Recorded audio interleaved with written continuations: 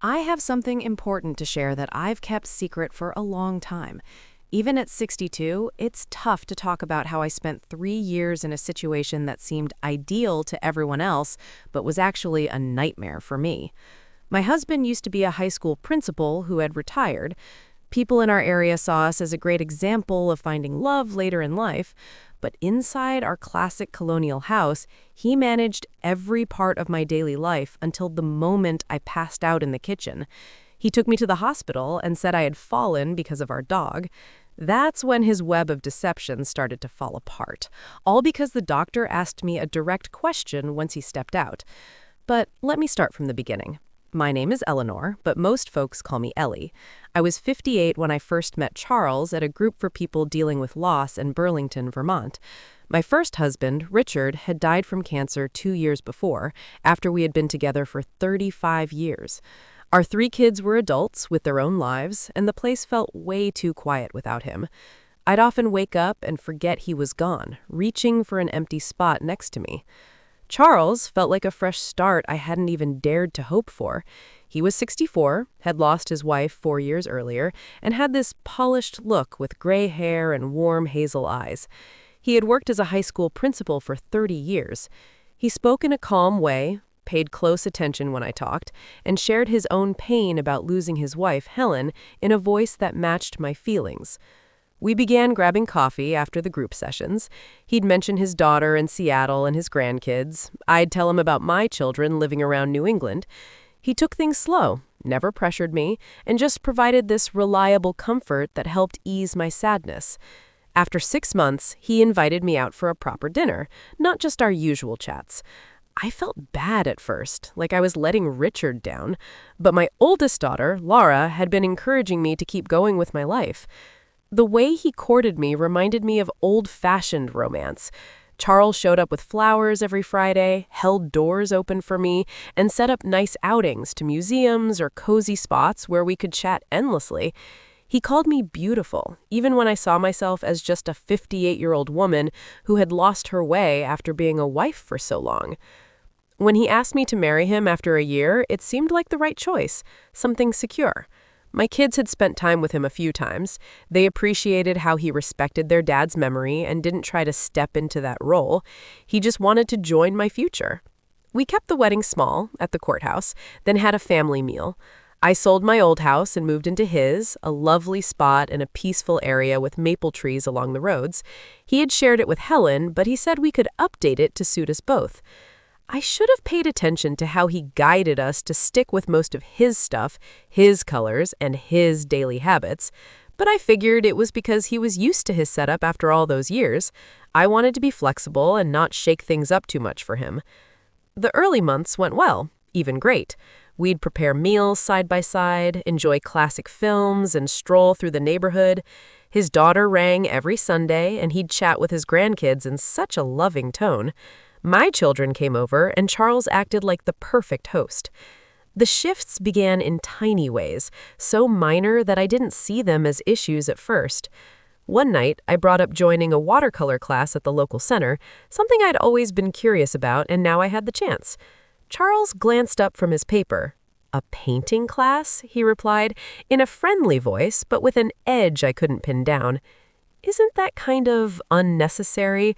We need to watch our spending as we get older." I explained the cost was just $60 for 6 weeks, and we both had solid finances from our pensions and savings.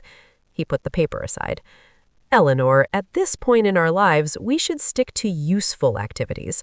Plus, I figured you liked our relaxed nights at home." I did like those times, but I also craved something personal. Still, I let it go. I convinced myself he had a point. We were creating a shared routine. I could always try painting on my own if I felt like it. The following week, Laura phoned to ask us to her daughter Sophie's soccer match. I told Charles about it during our meal. "This Saturday," he said with a frown, "but that's our day for shopping and planning meals for the week. You know I prefer keeping things on track." "We could shift it to Friday or Sunday," I offered. His face tensed a bit. I believed we both valued having a set plan. That's how a home stays organized. I had that set up with Helen for 40 years, and it ran great. There was that reference to Helen again. I'd caught similar remarks before. How Helen had his coffee set at exactly 6:30, how she was fine staying in, how she got why routines mattered. I went to Sophie's game regardless. Charles claimed he felt a headache coming and stayed behind. When I got back, he was in the den with the TV on. He didn't ask about the match or greet me. When I started describing Sophie's goal, he just turned the sound up higher. This turned into our routine. If I chose something he didn't like, he'd go quiet. Not mad, just withdrawn. He'd stay civil, but distant, giving short answers until it felt like sharing space with someone I didn't know. The quiet could last days until I'd say sorry, even if I wasn't clear on the reason. I began turning down plans with my kids. It was simpler than handling his reaction. I convinced myself it was about being thoughtful, that every marriage involves give and take. Then the remarks about how I looked started. We were dressing for church one Sunday, and he glanced at me. Wearing that dress? I checked my navy outfit. I'd put it on plenty of times. What's the issue? Nothing, really. Just Helen always put effort into how she presented herself. She'd never head to church in something so relaxed. Relaxed? It was a decent dress. But I headed upstairs and switched outfits. Then again, until finally he gave a nod to a suit I'd used for Richard's funeral. He began pointing out things in my meals. Richard and I split kitchen tasks, and I wasn't a pro cook, but I managed okay. Charles would try a forkful at dinner and set it down. Anything off? I'd ask. No, it's okay. Just not the same as Helen's pot roast. She had her own method. Or, the chicken seems dry, but no big deal. Or, you skipped salting the pasta water once more? I got recipe books, I followed online tutorials, I'd put in hours prepping to nail it. Often he'd hardly eat, or he'd finish without a word on if it worked or not. My friend Janet from the loss group called one day. We hadn't spoken in ages. She suggested meeting for lunch. I'd love that, I told her, really glad to connect. When I mentioned it to Charles later, he set his book down. Janet, the one dealing with issues about her grown son? Yes, but don't you feel like hanging out with people stuck on their troubles brings negativity? We've left the group behind. We should do the same with those connections. She's a friend, Charles. His look grew stern. I just believe you need to pick your company wisely. At our stage, we want positive people around us. But go ahead if you insist. You usually do. That hurt. I didn't always follow my own path. I dropped the art class, I saw my kids less, I quit my reading group, I stayed in every day making food that fell short, picking clothes that didn't measure up, aiming to become someone I wasn't sure how to be. But I called off the lunch with Janet. When she tried again weeks later, I let it ring. She eventually gave up. Laura picked up on my changes. She'd call and I'd cut it short knowing Charles was nearby. She asked me to shop with her one weekend, just us. I don't think that's wise, I said. Charles and I have stuff lined up. What stuff? Mom, we haven't had alone time in over a year. I know, sweetie, he just prefers me around. There was quiet on her end. Mom, are you all right? Sure, why not? You seem diminished somehow. I brushed it off with a laugh, but her description stuck with me. Diminished? Had that happened to me? The serious problems kicked off on a Thursday afternoon. I was sorting the extra room and came across old pictures of Richard, me, and the kids from their younger days. I held one from our Martha's Vineyard trip, tears coming for the first time in a while. Not deep sadness, just longing for that happy version of me. Charles got home and saw me emotional. I dried my face fast, but he noticed. Still upset over him? His tone was icy. It's been how long? 4 years. I just ran into some photos. It surprised me. I stored Helen's photos after she passed. Holding on to the past isn't good. Maybe you should follow suit. These show my children, I said softly. And him? He's in them all. Do you get how that affects me, Eleanor? Coming back to find my wife emotional about another guy? He wasn't just some guy. He was my partner for 35 years, my children's dad. Charles's cheeks reddened. And I'm your partner now, or does that not count? Maybe that's the issue. You never truly wanted this marriage. Maybe I'm just filling space until you're with him again. The harshness shocked me. This wasn't the kind man from the group, the one with weekly flowers who promised a future. I said sorry. I boxed the photos in the garage. I avoided them after that. From then on, Charles's reactions grew harder to predict.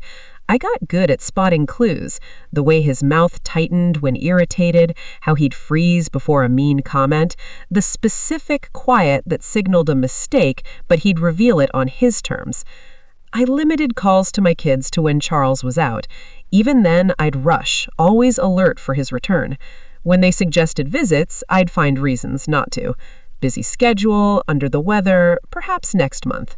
Lara grew wary. She'd drop by without warning, and I'd rush to make everything look fine. Charles would charm her during the visit, attentive and ideal, but his frustration simmered afterward, thick in the atmosphere. One Saturday morning, I dropped an egg while cooking breakfast. It broke on the floor, mess spreading out. A little accident, but I stopped cold, heart pounding, bracing for his response. Charles eyed the spill, then me. Seriously, Eleanor? Can't handle breakfast without a disaster? It slipped. Accidents happen all the time with you. Shattering plates, overcooking stuff, missing details. Helen kept this place running smoothly. But you, he trailed off, you complicate it all. Something snapped in me. I'd prepared his meals daily for 2 years. I'd let go of friends, interests, family time. I removed Richard's traces from the house. I'd tried countless church outfits. I'd fixed hundreds of dinners that didn't satisfy. Then maybe you should have stayed with Helen, I blurted out before thinking. We locked eyes for a second. Then Charles grabbed his plate and hurled it at the wall. I flinched as it broke, food smearing down. He hadn't done that before, never yelled or smashed things. Clean that, he said in a steady voice. Then he left the room. I stood trembling, staring at the wreckage I'd fix, wondering how my life had turned into this. But I wiped it up. I always fixed the messes. That's when it clicked. This wasn't about spilled eggs, tough chicken, or church clothes. It was about power. About shrinking me to fit his mold, about reshaping me into his ideal. Even so, I didn't leave. Where could I turn? Admit failure to my kids? Find a place alone at 60? Rebuild yet again? And deep down, I clung to memories of the flower-bringing guy, the hand-holder from the group, the one who vowed we'd age together. I hoped that side would return if I improved, watched my steps, got it right. I had no idea it would worsen. It was a Thursday night, nearly 3 years wed. I'd prepared pot roast using Helen's method from a recipe I found upstairs. I'd used the fancy plates. I'd even chosen a shirt he'd liked once long ago. He arrived late, no heads up. The roast had gotten tough from waiting in the heat. When he entered, I was near tears from the effort and letdown. "Food's set," I said, steadying myself. "I did pot roast." He ignored me, hung his jacket, and headed to the den. "Charles, it's dinner time." Not interested. Ate late. A late meal. He couldn't have mentioned that before I spent 3 hours cooking, before I worried over perfection. "You might have given me a call," I said, trailing him. He spun around, and his look chilled me. "You're really starting with me now, after my rough day?" "I'm not starting anything. I just want better updates." "Updates? That's funny from you. You can't chat without issues. Always griping, always unhappy. Like right this minute." "I'm not griping. I cooked and you didn't—" "There you go. Listen to that. Nagging nonstop. Helen didn't behave this way. She knew a guy wants calm after work, but you hit me with complaints the instant I'm in." My hands shook. "I didn't hit you with anything. I just—" He cut me off. "No more words from you tonight. None." He went back to his paper. I paused there, then returned to the kitchen. I stored the roast. I cleaned the plates. I moved quietly. By 9, I headed up to sleep. Charles remained downstairs. I lay awake replaying the scene, how a meal sparked this. He skipped our bed that night, and the next, using the spare room. Days passed with him barely noticing me. If I tried apologies, he'd raise a hand. Not ready for your words yet. This lasted a week, a heavy quiet that felt overwhelming. I'd attempt talks, he'd ignore me. I'd serve food, he'd eat silently, leave dishes for me. I felt invisible in my space. At last, I couldn't stand it. I approached him in the study one night.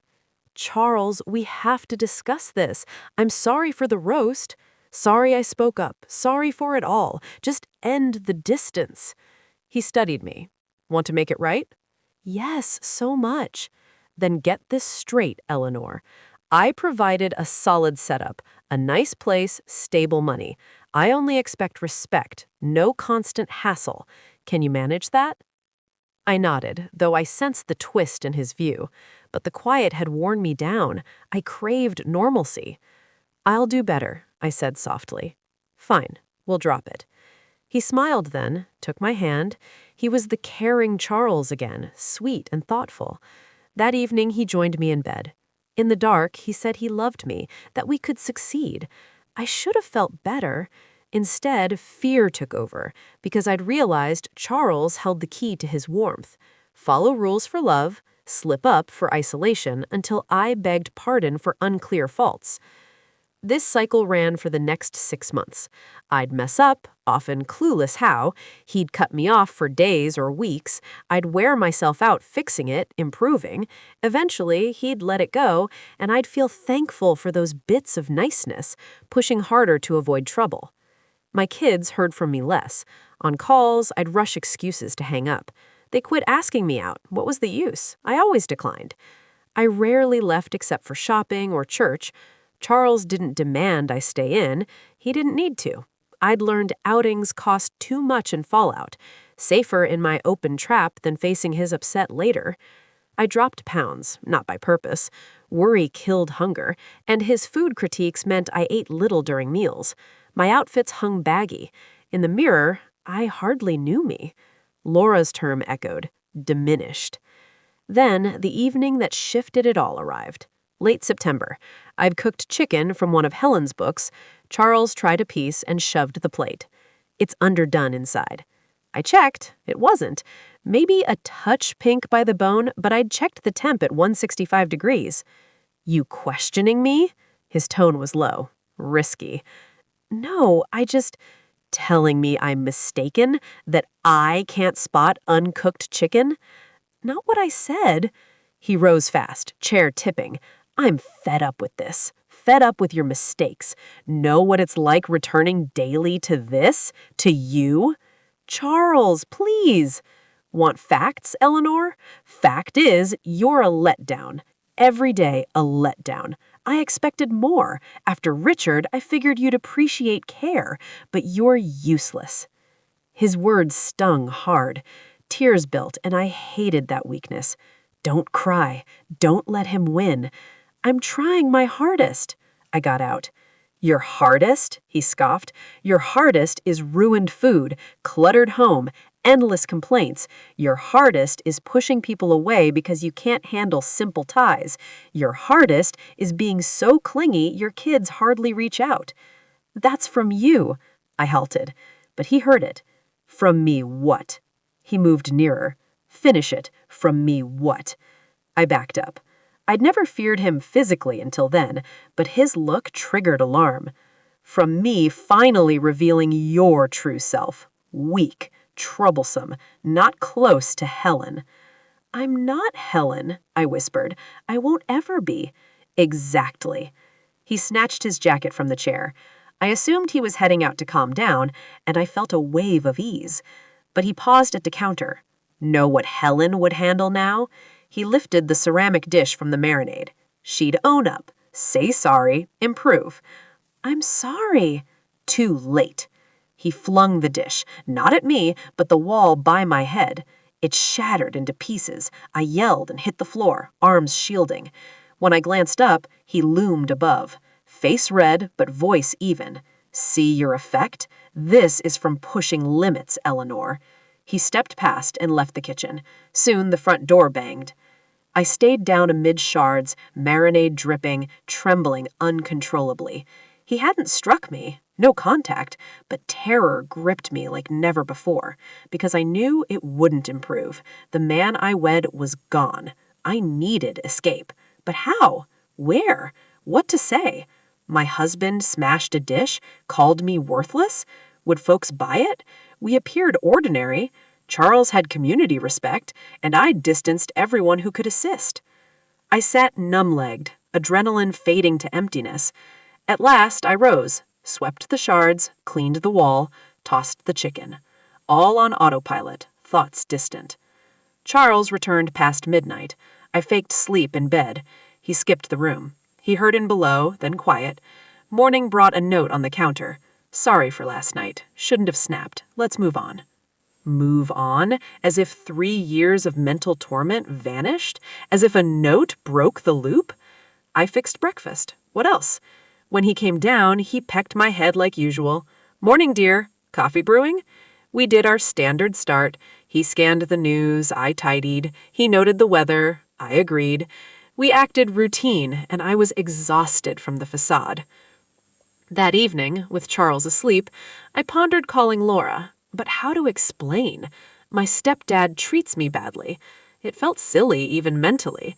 He'd never hit, just ruled everything, found fault in all, withheld care as punishment. Was that abuse or my overreaction, like he claimed? 3 more weeks went by. Charles acted perfect. Flowers, my favorite movies. I played along. But inside, a core change happened. That dish breaking cracked my hope, too. I began panic episodes, heart speeding randomly, night wakes gasping, constant dizziness, whirled off balance. One morning during breakfast prep, everything spun. I clutched the counter. Legs failed. Last recall, cold floor rising. I woke to Charles over me, worried. Eleanor, hear me? I tried words, mouth heavy. Pain everywhere. Stay put, calling help. Phone out, dialing. Real concern in his eyes briefly. The old Charles flashed. Ambulance, quick. Medics quizzing. Charles said I fainted, mentioned recent stress. His worry. Perfect worried spouse. At ER, tests ran. Sky-high blood pressure, fast heart, low fluids, underfed. Doctor eyed my file worriedly. Mrs. Patterson, last checkup? Unsure, maybe 2 years? She checked closer. In short sleeves, she noted arm bruise. I'd overlooked it. Charles gripped hard days back in a fight when I tried leaving. How'd this bruise happen? Neutral tone. Can't recall, maybe hit something. She noted it. Then she changed it all. Glanced at Charles by door, said, Sir, need private exam with your wife. Wait outside. His jaw set, but he complied to avoid suspicion. Sure, right here. Door shut, doctor pulled chair near. Eleanor, she said low, one question. Be straight. Safe at home? It struck deep. Safe at home? No one asked in 3 years. I meant to deny, say yes, shield his image and my shame. But sobs came. Unstoppable. Doctor gave tissues, waited patiently. No hurry, no calm down, just there as 3 years' hurt flowed. He doesn't strike me, I got out. He just says stuff, makes me think nothing's right, ignores me weeks if upset, often clueless why, and recently threw a bowl at wall. Thought next might... Voice cracked. Doctor held hand. That's abuse, Eleanor. Emotional, mental kind. Often leads to physical. But I'm no young trapped person. 60, prior marriage. Should have seen it. Abuse hits any age. Abusers excel at blaming victims. Part of it. What now? First, overnight stay for watch. Pressure too high, dehydrated bad. Stabilize you. Then, social worker for domestic cases. She'll outline choices. He'll rage, I shared. He won't know details. I'll cite pressure observation. True. When Charles returned, doctor used tech terms for overnight. He agreed, worried act on. Whatever helps Eleanor. After he went, social worker Lisa arrived, around 40, kind eyes, direct style. Dr. Chen updated me. Know you have paths, not stuck. My kid's unaware, I said. Barely spoken 2 years. They likely think I picked him over them. That's isolation strategy. Cut support so you feel cornered. But kids care. When ready, they'll step up. Lisa handed info on violence signs I missed. Hotline number, safety plan explanation. No rush decisions, she said, but consider your wants. Not his, yours. That hospital night alone, I mold her words. My wants? See grandkids freely, call daughters without watch, cook sans fear, dress my way, go places, keep friends, stop feeling reduced, reclaim my days. Morning discharge, Charles drove, all care and soft contact. Ride home, constant checks. Okay? Need stuff? Comfy? Short replies. Mind on Lisa's plans, options. Next 2 weeks, I prepped quietly. Called Laura from the store. Mom, all good? You sound off. Need to share, voice shaky. Listen fully. Spilled all. 3 years control, faults, penalties, bowl, faint, doctor's query. Safe at home? Laura wept end. Mom, why hide? We'd aid. He convinced me I was nuts, the issue. No, you're not. He is. Come with me now. Not easy. Yes, packing bag with key papers. Here in hour. Laura. Mom, let us. Hour later, Charles at Lyons meeting, Laura arrived with son Matthew from Boston. They packed clothes, papers, meds. Note left. Charles, leaving. No contact, lawyer soon. No reasons, no sorry, just gone. Next month's tough. Charles called lots early. Messages sorry, then mad, plead return, then blame desertion, say I'd fail alone. Lawyer filed divorce. Charles fought, claimed my breakdown, need care, but Dr. Chen docs helped. Lisa testified talks. Judge gave temp order against contact. Divorce, 8 months. He resisted all. And got my sold house back. He kept his. Split money. Marriage ended. Now, 62, year since left, small condo near Laura's family. Weekly grandkid time. Started painting class. Love it. Lunch with Janet last month, she forgave absence quick. Still panic sometimes. Night wakes thinking wrong. Remind self, no permission needed for life. But improving. Weekly therapy, group for abuse survivors, learning not my fault. Emotional abuse counts. Leaving was brave, not weak. If this rings true for you, hear me. Not crazy, not oversensitive, not the issue, not alone. Emotional abuse exists. Sneaky, no marks, but harm real. If someone shrinks you, rules ties, silences as punishment, faults all, cuts loved ones, that's abuse. You earn better. Safe home. Love sans strings, sans faults, sans fear. You can exit. It feels impossible. Told no belief, no place, can't solo. Lies to trap. Call the National Domestic Violence Hotline, 1-800-79-BRIE-7233. Resources there, safety plans, they get it. Tell trusted person, friend, kin, doc, anyone. End quiet that holds you. Track all. Save messages, note events, snap pics. Not for leaving now, but if yes, proof helps. No, abuser won't shift. Apologies, flowers, good spells, convincing, but cycle repeats, worsens. I'm fortunate. Out pre-physical, though doc said time matter, had money, family, not all do. But if I escaped at 60, post 3 years mental harm, convinced my fault, cut from loves, you can. Any setup, path exists. You're tough, worth love, respect, not alone. Life post-abuse, good. No tiptoe. Breathe easy. Be you. If need help, reach. Don't delay for better, it won't. Earn safety, freedom, joy. Starts one fact, worth saving.